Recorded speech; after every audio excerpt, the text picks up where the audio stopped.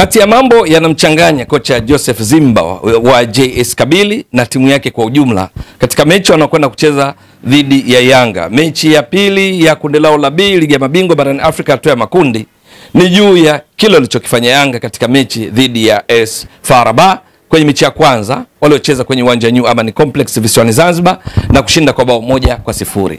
Mechi hii ya JS Kabylie dhidi ya Yanga ni katika zile zitakazochezwa tarehe 28, ambapo kwenye kundi lao mechi nyingine itakutanisha Al Ahli ya Misri itakayokwenda kucheza dhidi ya FAR Rabat katika kundi hilo la B ligi ya mabingwa barani Afrika. Sasa Joseph Zimba na JS Kabylie yake wanatambua kwamba katika mechi ya kwanza walifungwa 4-1. Ni katika mechi ambayo walicheza dhidi ya Al Ahli, ambapo katika siku hiyo wao walipigiwa mashuti 7 ya kulenga shabaha, huku 4 yakibadilika na kuwa mabao na kupoteza mchezo huo. Sasa wakiangalia kile walichokifanya Yanga dhidi ya FAR Rabat katika mechi yao kwenye uwanja New Amani Complex, ndicho ambacho kwa kiasi fulani kinatisha na kuwafanya wajipange zaidi kuhakikisha kwamba wakiwa nyumbani waambulie chochote, kwa sababu Yanga kwa namna ilivyocheza dhidi ya FAR Rabat ni unstoppable endapo wataendeleza kile walichokifanya katika mechi ya kwanza. Ni kwa sababu gani?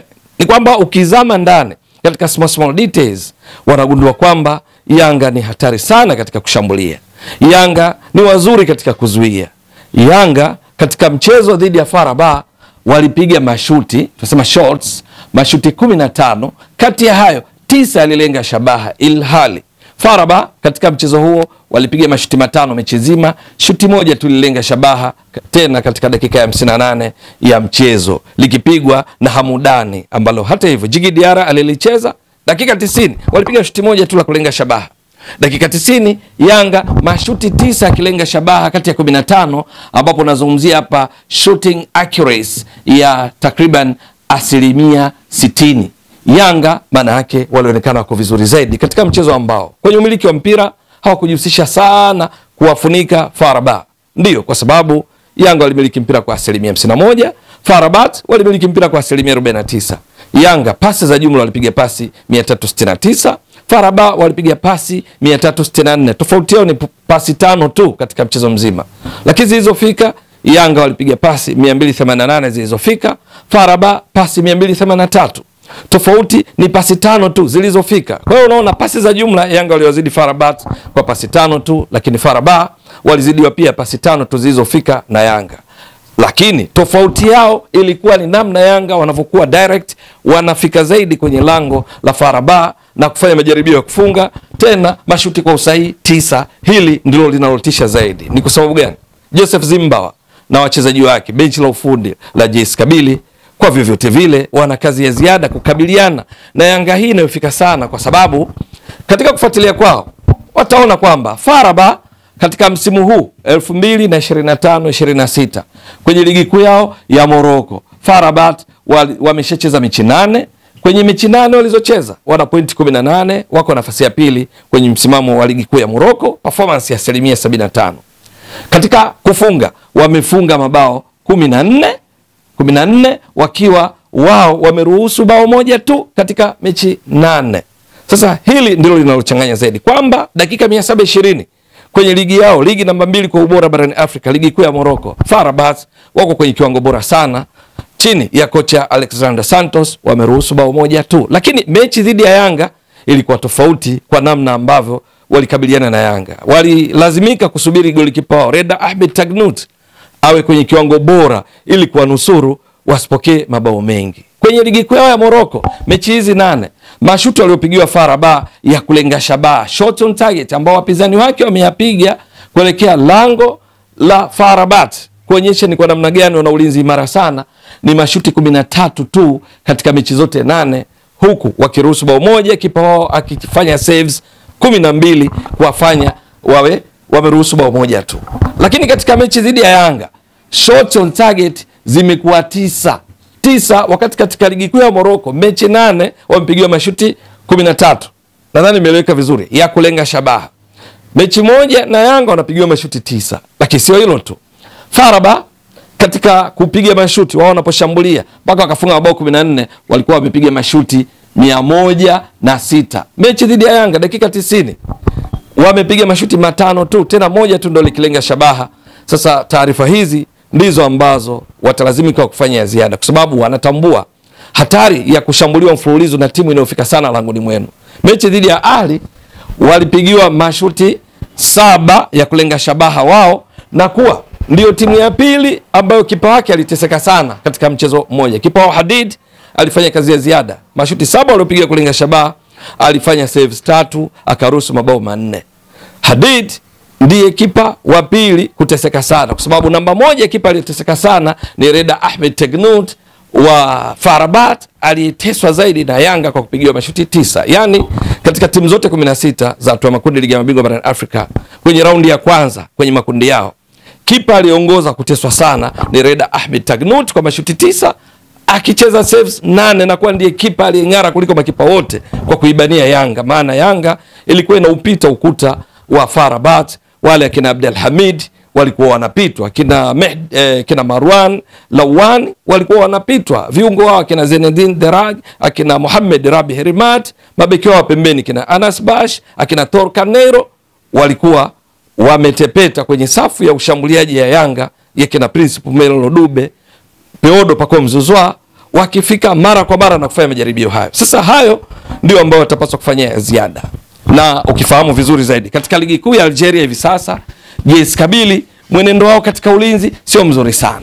Watalazimika kufanya ziada kuhakikisha hawahudhuriki katika mechi dhidi ya Yanga.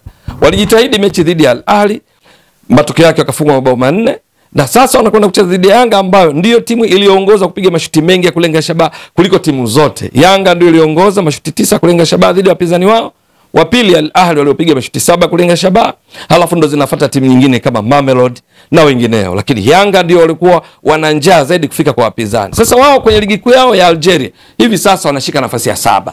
JS Kabylie ni baada ya kucheza mechi 9, pointi walizo nazo ni 15 tu kati ya pointi 27 walizopaswa kuzipata kutokana na michezo 9. Ukizidisha kwa 100 hapa unagundua performance yao ni around 56%.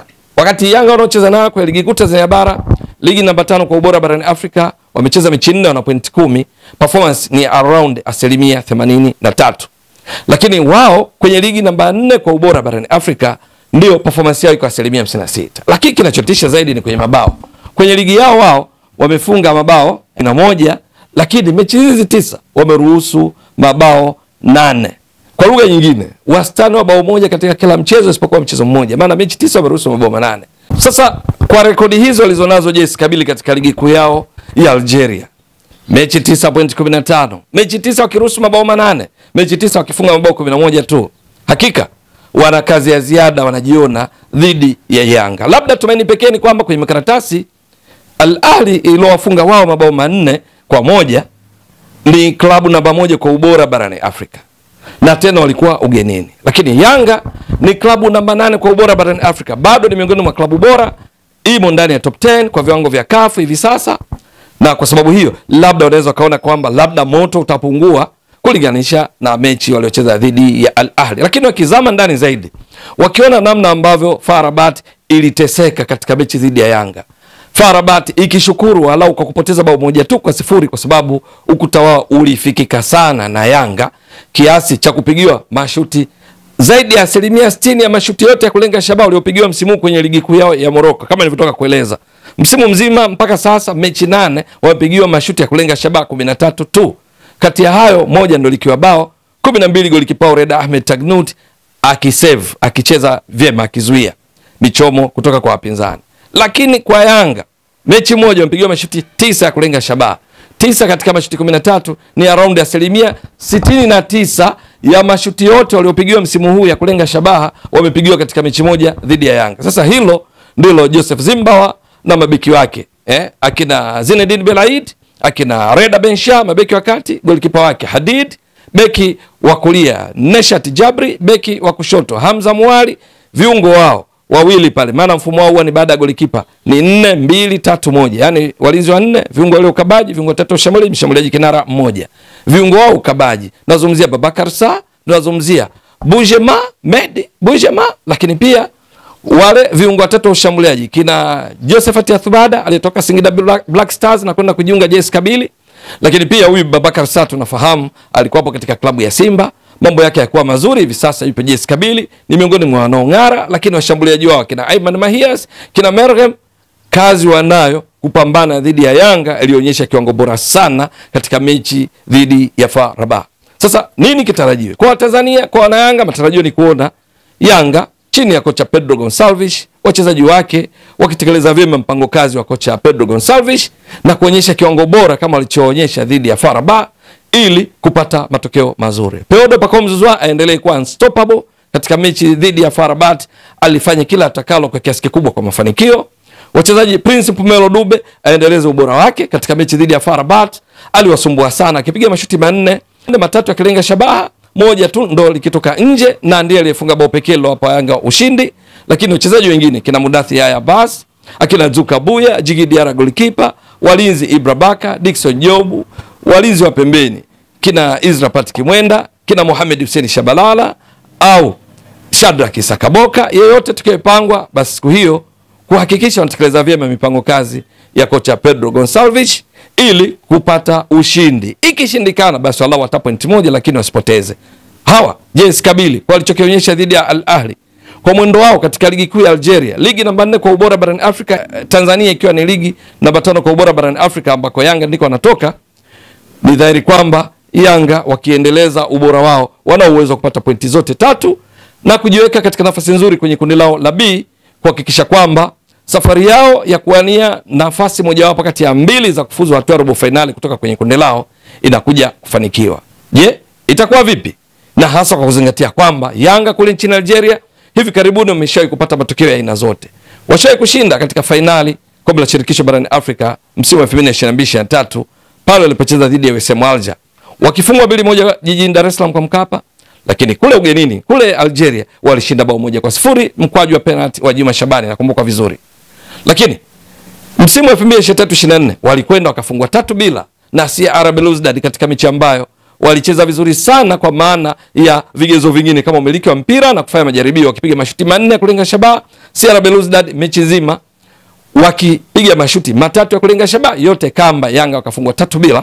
Sasa Yanga kule Algeria washawahi kupata matokeo ya aina zote, wana mengi ambayo walishajifunza. Wachezaji wake wengi waliokuwa kwenye mechi hizo dhidi ya CR Belouizdad, dhidi ya USM Alger wamo kikosini, kama Jigi Diarra ni miongoni mwa ambao bado wamo, Dickson Jobu, Bakari Nondo Mwamnyeto. Ni juu ya wao sasa kuendeleza kiwango chao kuhakikisha wanapata pointi 3 muhimu katika kundi lao la B. Je, itakuwa vipi? Ni swala la kusubiri. Mtazamaji, endelea kuunga mkono channel hii kwa kuhakikisha kama una subscribe, una share, una like na kucomment. Mwasilishaji wako ni mimi Ramadhani Mbwaduke almaarufu kama Mzee wa Data. Shukran jazilan. Bye bye.